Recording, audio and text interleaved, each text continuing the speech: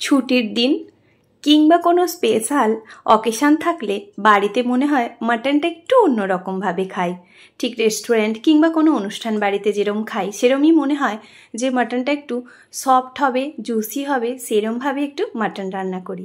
তা আমি আজকে যেভাবে মাটনটা রান্না করেছি, যদি এইভাবে মাটনটা রান্না করেন দেখবেন মাটন হবে একেবারেই সফট জুসি, কোনো কুকারে সিটি দিতে হবে না, কড়াইতেই খুব সুন্দরভাবে রান্নাটা হয়ে যাবে। আর কিভাবে বানিয়েছি অবশ্যই কিন্তু বাড়িতে একবার ট্রাই করবেন। নমস্কার বন্ধুরা, আমি মৌমিতার হেসেলে আপনাদের সবাইকে আবারও স্বাগত। আশা করছি আপনারা সবাই ভালো আছেন, সুস্থ আছেন। দেখে নিন কিভাবে আমি আজকে এই মাটনটা রান্না করলাম।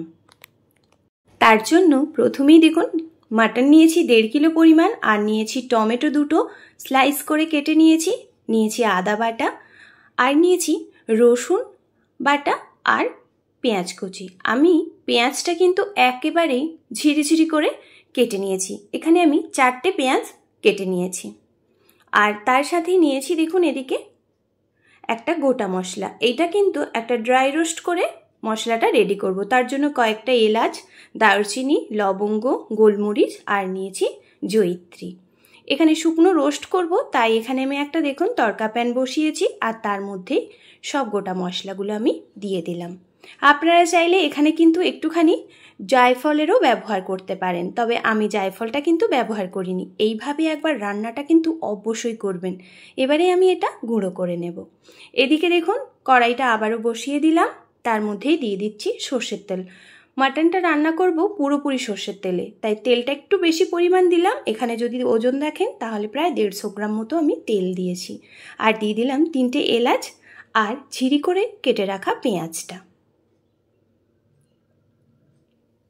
এই পেঁয়াজটা দিয়ে কিন্তু বেশ ভালো করে ভেজে নিতে হবে, যত সময় পর্যন্ত পেঁয়াজের কাঁচা গন্ধটা না গিয়ে সুন্দর একটা মিষ্টি গন্ধ বেরোতে শুরু করেছে।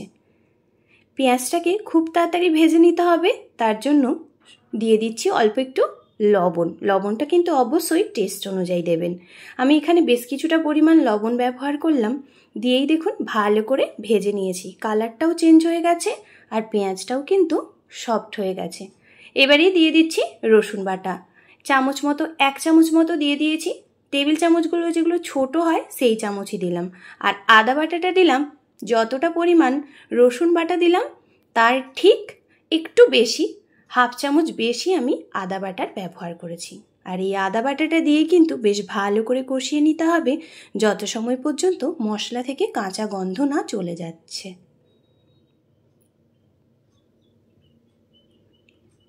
দেখুন মশলাটা কিন্তু সুন্দরভাবে কষানো হয়েছে। এবারেই দিয়ে দিচ্ছি আমি মাটনটা।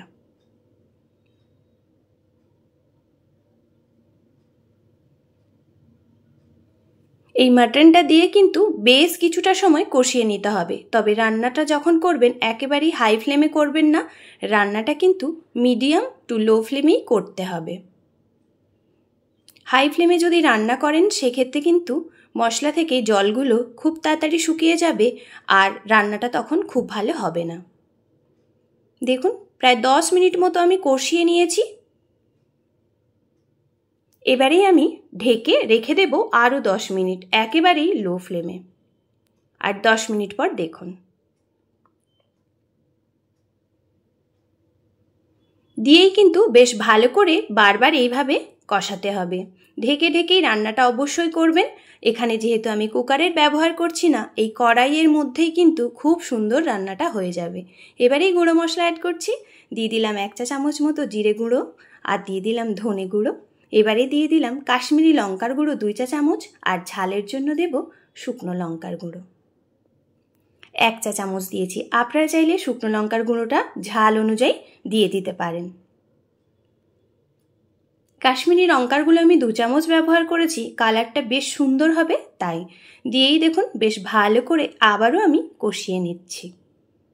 আমি কিন্তু সব মশলাগুলো একেবারেই কষালাম না। এইরকম থেকে থেকে মশলা দিয়ে যদি রান্নাটা করেন, রান্নার টেস্টটা হবে কিন্তু অপূর্ব। এই রকমভাবে কিন্তু মাটনটা একবার বাড়িতে বানিয়ে নিতে পারেন, সবাই দেখবেন প্রশংসা করছে।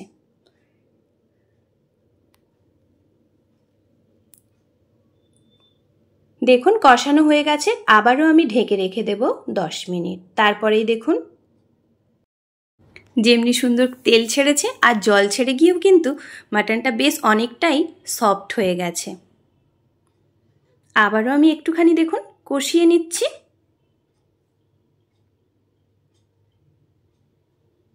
এবারেই আমি অ্যাড করব টেস্ট অনুযায়ী লবণ। আমি আগেও লবণ ব্যবহার করেছি, তাই এখানে লবণটা কিন্তু দেখে ব্যবহার করতে হবে। এবারেই দিয়ে দিলাম টমেটোটা দিয়ে আবারও একটু কষিয়ে নেব। এই মাটনটা কিন্তু এইভাবেই কষিয়ে রান্না করতে হবে। খুব বেশি জল দিয়ে যদি ফুটিয়ে নেন সেক্ষেত্রে কিন্তু টেস্টটা একেবারেই পাবেন না। আর এইভাবে যদি রান্নাটা করেন দেখবেন টেস্ট হবে অপূর্ব। কালারের জন্য দিয়ে দিলাম আবারও হলুদের গুঁড়ো, দিয়ে আবারও একটুখানি কষিয়ে নেব।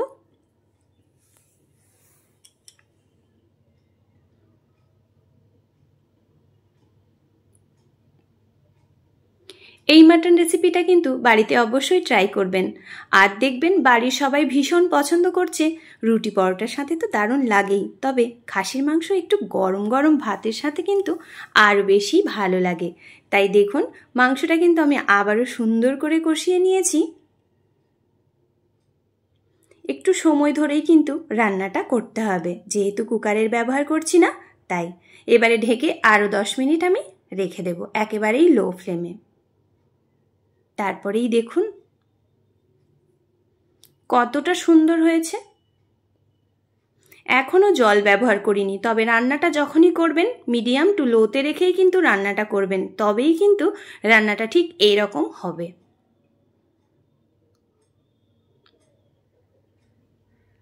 সুন্দরভাবেই কিন্তু পুরো মশলাটা আমার কষানো হয়ে গেছে। এবারে অ্যাড করছি আমি টক দই। আমি এখানে টক দই 4 চামচ মতো ব্যবহার করলাম। মাটনটা খুব সফট হবে তাই। দিয়ে যত সময় পর্যন্ত এবার দইটা না সুন্দর করে কষানো হচ্ছে আর তার থেকে তেল ছাড়তে শুরু করেছে সেই পর্যন্ত কিন্তু বেশ ভালো করে কষিয়ে নিতে হবে। দেখুন কতটা সুন্দরভাবে কষানো হয়েছে, একদমই তেল ঠেলগুলো সুন্দর করে ছেড়ে গেছে, মশলাটাও দারুণভাবেই কিন্তু কষানো হয়ে গেছে। ঠিক এইভাবেই কিন্তু মাটনটা কষিয়ে নিতে হবে। এবারেই আমি এখানে উষম গরম জল ব্যবহার করছি। 1 লিটার মতো জল ব্যবহার করলাম, দিয়ে ভালো করে নাড়িয়ে নিলাম। এবার ঢেকে রেখে দেব 5 থেকে 7 মিনিট। তারপরেই দেখুন কতটা সুন্দরভাবে মাটনটা একেবারেই সেদ্ধ হয়ে এসছে।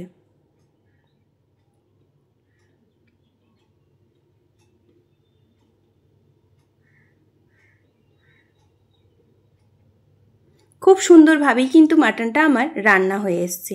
এইভাবেই কিন্তু এই প্রসেসে যদি মাটনটা রান্না করেন দেখবেন টেস্ট হবে একদমই অপূর্ব। দেখেই বুঝতে পারছেন যে কতটা সুন্দর হয়েছে। এবারে আমি আগে থেকে ভেজে রেখেছিলাম কয়েকটা আলু দিয়ে দিচ্ছি। আপনারা আলু না চাইলে স্কিপ করতেও পারেন, কিন্তু বাঙালিরা তো একটু মাটনে আলু না হলে ঠিক ভালো লাগে না, তাই কয়েকটা আলু দিয়ে আবারও আমি একটু মিশিয়ে নিচ্ছি। তারপরে আমি ঢেকে আরও 10 মিনিট মতো রান্নাটা করে নেব। এখানে বলে রাখি, যারা আমার চ্যানেলে আজকে নতুন বন্ধু আছেন, আমার এই মাটন রেসিপিটা যদি আপনাদের ভালো লাগে তাহলে বলবো চ্যানেলটি সাবস্ক্রাইব করে প্লিজ পাশে থাকবেন। এবারেই আমি ওপর থেকে দিয়ে দিচ্ছি মশলাটা, যেটা আগে ভেজে আমি গুঁড়ো করে রেখেছিলাম। এই মশলাটা কিন্তু একটু বেশি পরিমাণ ব্যবহার করতে হবে, যার জন্যই কিন্তু টেস্ট গন্ধ দুটোই হবে অতুলনীয়। মিশিয়ে নিচ্ছি। এবার মিশিয়েই কিন্তু গরম গরম ভাতের সাথে পরিবেশন করতে পারেন। খেতে যেমনি অপূর্ব হয় আর সফট হবে তেমনি। দেখুন কতটা সুন্দর হয়েছিল। যেমনি দেখতে সুন্দর হয়েছে খেতেও হয়েছিল কিন্তু অতুলনীয়। একেবারে জিভে জল এসে যাবে এরম যদি একটা মাটন রেসিপি ভাতের পাতে থাকে। এতটা সময় দিয়ে আমার ভিডিওটা দেখার জন্য আপনাদের অসংখ্য ধন্যবাদ। ভালো থাকবেন, সুস্থ থাকবেন আর আমার সঙ্গে থাকবেন।